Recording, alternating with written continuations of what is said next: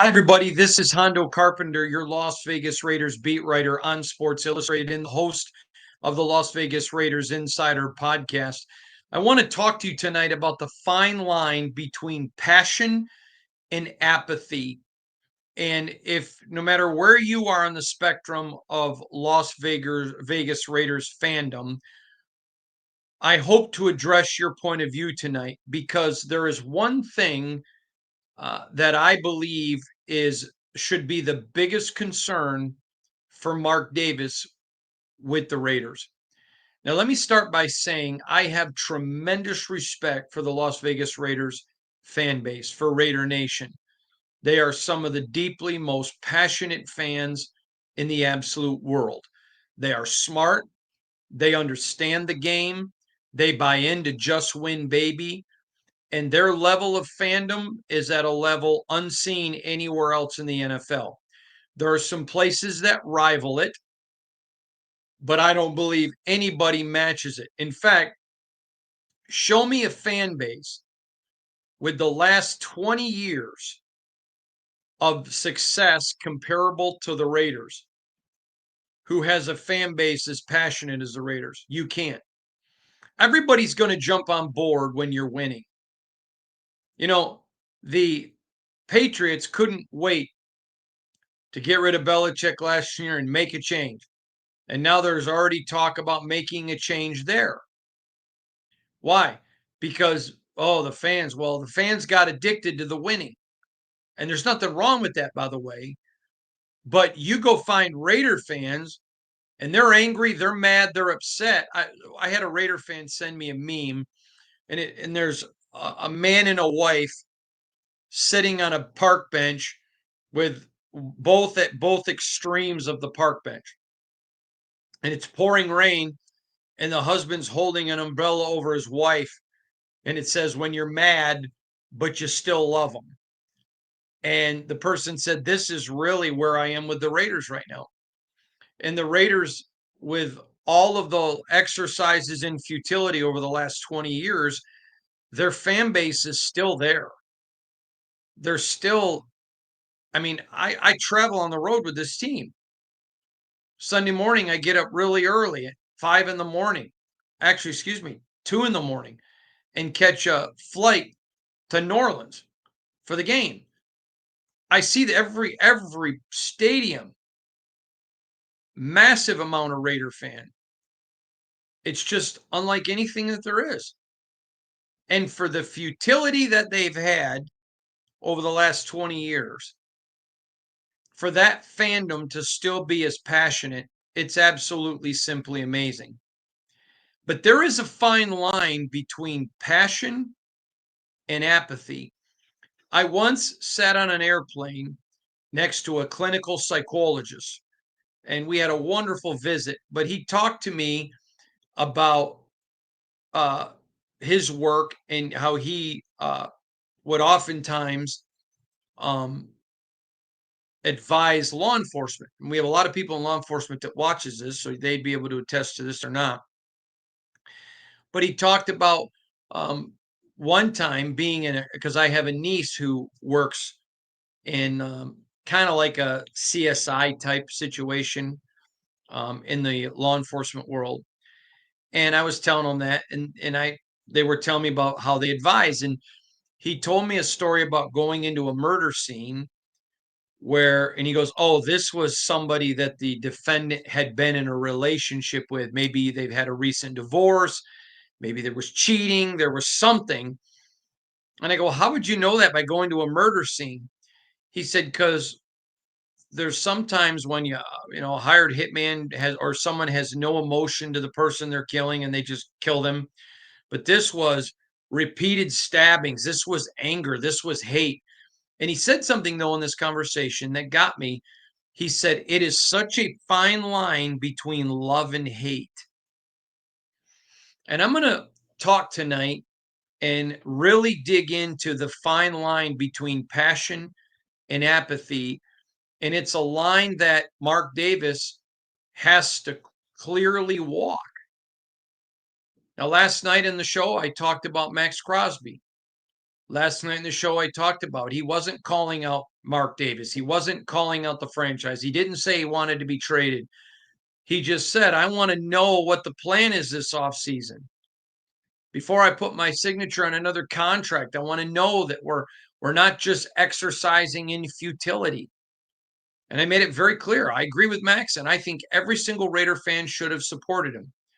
But with that being said, there is a fine line here. So let me give you an example. All right. If let's assume that they keep Antonio Pierce and ride it out. Okay. They get a rookie quarterback or they go get whatever because first round rookies have a 60% fail rate. But whatever, you ride it out. Is there danger if they keep AP of fans quitting? There is. And I think AP would tell you that. But what if you fire him? So let me give you another example. Okay. Tom Brady was certainly consulted and talked to about Josh McDaniels getting this job, and that didn't work. That didn't work. So if Tom Brady's not going to move here to become the director of football operations for 4 years or however long he waits, I think it'll be 4, but it could be any amount of time. I'm not claiming to have inside knowledge there. But let's assume, he's going to have a loud voice, maybe not take over that role till he moves out here. Okay. So let's say they let AP go and they bring in another coach. Now, I was the very first to mention Mike Vrabel, and now it's being talked about a lot. And I said to you months ago that I was hearing Mike Vrabel was the guy that Tom Brady wanted to come to bring in here. If there's a change, that was the guy he would recommend. Didn't get that from Tom. It was what I was told by someone in the league. All right. So let's assume that they hire Mike Vrabel and Mike Vrabel comes in. And let's say 2 years in, he's struggling. He's struggling. Let's say he has the same record with it as AP. And the fan base goes crazy and they decide, we got to fire him. He's got to go. Now you've got 2 failed coaches. And what if the quarterback fails? What if they pick a quarterback who fails when everyone knows this is going to be Tom Brady's pick at quarterback? You're in danger. At some point, you can only keep firing people and only keep getting rid of people and creating an atmosphere that doesn't have success,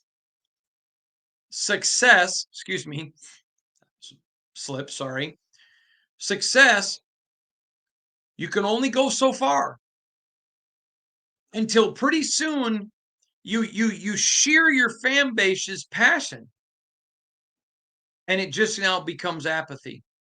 Want to go to the Raiders game? No, not really. Okay. Hey, babe, you want a new Raiders shirt? No.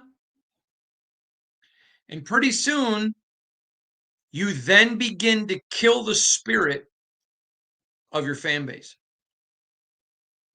All of a sudden, they lose confidence in your ability to lead and change. Mark Davis has to do whatever he thinks. If he thinks that Antonio Pierce needs to go, he's 100% convinced he didn't hire him, then he needs to look back at Josh McDaniels. He needs to look back at the people that told him to get Antonio Pierce and say, man, I need some new advisors. I got to look in some different places because here's the whole deal. I don't care who is doing all of the decision making. This is not a slam on Tom Brady. The Raiders have to get stability or no one's going to come in here and work. Everyone that comes in will fail. Period. Because whatever coach you bring in, it deserves 20 games. And I don't mean that with the interim. Every coach that you comes in here is going to have to change personnel. Every person you bring in here is going to change scheme. And if you really think that you're going to get an honest evaluation after 2 seasons, you're crazy. They wanted to fire Bill Walsh after year 2. They wanted to fire him after year 1. Dan Campbell, Bill Belichick. I can go on and on and on. And so what happens is there is a fine, dangerous line here because Tom Brady is a winner. There's no argument there. Tom Brady is a winner. There's absolutely no, shut the door, Dexter. There's absolutely no doubt there. He's an absolute winner. But no matter who he picks, if it's not given time to succeed in the fans, so are they going to make a decision? All right, whoever we bring in, we're going to ignore the fans. We're going to ignore them. And we're going to take this journey for 3 years or 4 years or however many years. And we're going to ride this train. We're going to stick on this train. We're going to go on this train. We're not going to move from it one iota. One iota. Okay, then what about if your fans get mad? Because your fans have a track record.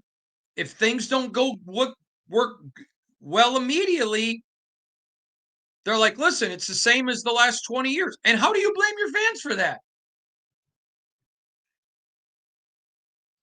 How do you blame them? I'm not blaming the fans. Then you have to just make the decision. We're going to ride it out.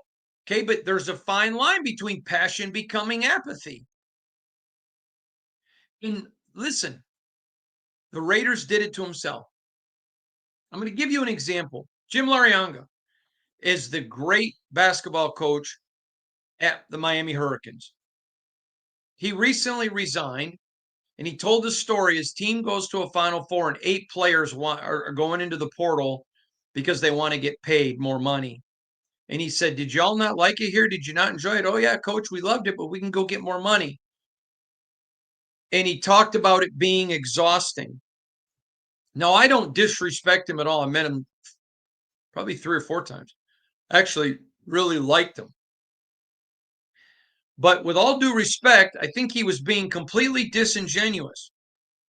Because when he was at George Mason and he had success, went to a Final Four, he jumped and took the money and went to the Miami Hurricanes. So he's mad that the players are doing and jumping and going to more money. Well, that's what he did. And guess what? The NCAA, the conferences, the coaches, the athletic directors, they all got to play by rules and take the pot. And now the players got some authority and, oh, the sport's ruined. Okay, it may be ruined. I'm not arguing that point. But it was the adults who ruined it, not the kids. God bless the kids. I'd go get all the money you could. You say, well, that hurts the integrity of the game. You don't think coaches leaving before bowl games? You don't think coaches getting to Final Fours and jump into the next biggest contract hurt the game? Don't you dare put this on the players. They just now have the freedom to do what the adults have done. They followed your example. I'll never forget one time I have a buddy I used to work with. He came to work and he was so angry. And I remember asking him, what are you so mad about? My kid is smoking. I said, you smoke. Yeah, I know, but I don't want them to. You were the example of it. Here's the problem. There's a fine line between passion and apathy. And apathy came to college sports because everyone just assumed the players would never get their rights. And they didn't care. They lost sight that college sports was about the kids. They didn't care. They didn't care. For years, when programs cheated and paid players, the NCAA on many occasions, unless you were a small school, just kind of turned their head and looked away. Nobody cared. No, Now all of a sudden you want to care? Sorry, that dog don't hunt. Here's where it applies to the Raiders. You can't just keep making changes and your fan base gets incensed. I want to go back to the Josh McDaniels. So Josh came in here and I had so many Raider fans. I hate this. I hate the Patriots, but I'm willing to give it a shot. And it failed. And the fans turned on Josh quick. Okay? Why? Because to them it was the same thing they'd been dealing with for 20 years. And they're tired. The fan base has had it. They've been loyal, they've been faithful, and they're tired. And when you don't embrace that, and this is what Max Crosby was talking about, and I addressed it in last night's podcast.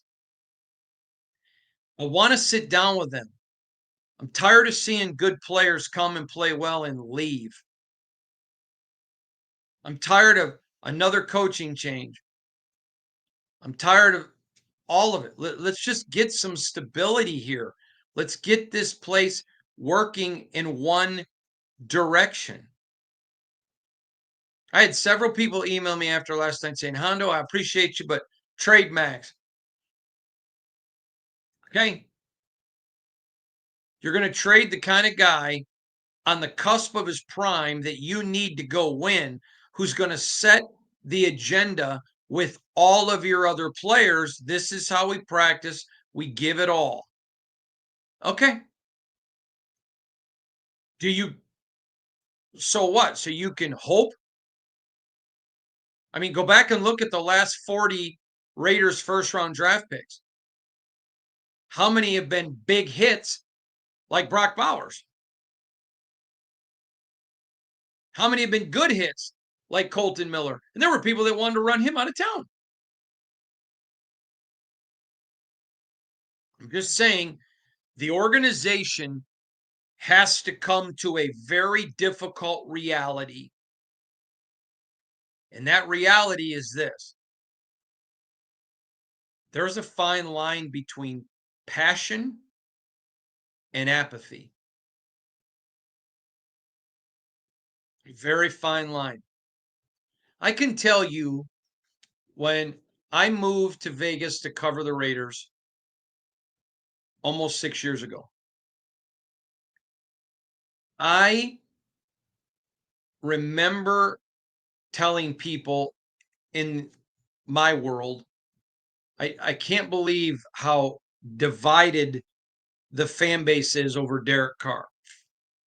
It didn't mean that I was surprised there were differing opinions, but I literally remember one time being at a situation, I think it was year 2, 21, where I was at a fan event and there were two fans there with their families, and two grown men were going to go to fisticuffs over Derek Carr. It was unbelievable to me. And now I'm seeing that Derek's gone, and then it permeated and permeated, and then it was about Josh McDaniels, and then it permeated into Aiden and Gardner, and then Aiden, and then AP. I'm telling you, as it continues to grow, and experiment after experiment does not work, there is an absolute fine line between apathy and passion. Now, I'm going to say this. I think there's a lot more reasons to be passionate about the Raiders tonight than to be apathetic. But I'm also not a fan. I also have an unbiased view. I'm also not coming at it from a place of emotion. And here's why that's important. Because apathy and passion both deal with emotion. Apathy and passion both deal with emotion. I had a Raider father send me an email recently, concerned because his kids don't want to watch Raiders with him. They want to watch the Rams. because the Rams are winning in their lifetime. And he lives in LA and used to be a season ticket holder when the team was in LA and a season ticket holder in Oakland. And he says, I'm not a season ticket holder in Las Vegas. It's just too much. But I still watch the games. And he goes, my kids won't even watch anymore. On our local TV is Rams. And they're like, Dad, the Raiders keep losing. And the father was greatly distraught. This is his team. It was his dad's team. It was his grandpa's team. But he goes, how do I blame them? Their entire lives, it's not been a good team. He told me in his email, he goes, Uncle Hondo, you're right. They've had two coaches that took them to a playoff. Both have one thing in common. They got fired. Passion and apathy. Because once people turn off the emotion, it's over. Matt Ishbia, fellow Spartan dog and a man I have respect for and owns the Phoenix Suns. Great guy, wonderful guy. I love Matt. Forget his ownership of a sports franchise. I've known him a long time. Wonderful guy. And all he wants to do is win. So what's he do? He comes in and says, all right, we're taking menu items down to $2 at Suns games. He wants it so everybody can go. He wants the passion and the excitement and the fire and the vigor. Smart move by Matt. But how many people want to spend $12, $14, $15, $16 for a beer? How many? How many want to go spend $12 for a hot dog? And there comes a place where you can charge elevated prices. And let me tell you, the ticket cost is not Mark. Those tickets are bought and his prices are reasonable. They're just expensive on the secondary market. So I'm not blaming Mark for the tickets. But have you seen concession prices, parking prices? And you're able to elevate those because people are passionate. I want to use an example, if you don't mind. If I go to Costco and I buy a package of bottled waters, I'm going to spend somewhere around 59 cents a bottle. Okay.